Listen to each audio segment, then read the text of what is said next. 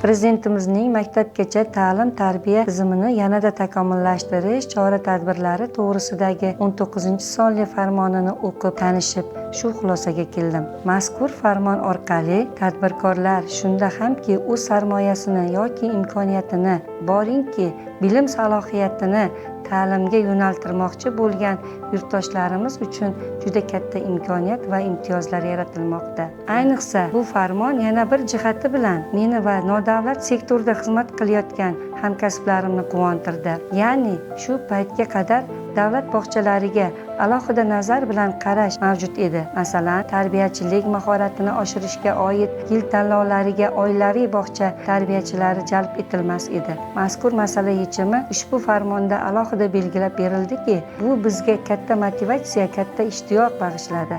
O'z navbatida nodavlat sektorida ham ta'lim va tarbiya sifatini yanada oshirish uchun jiddiy mas'uliyat yukladi.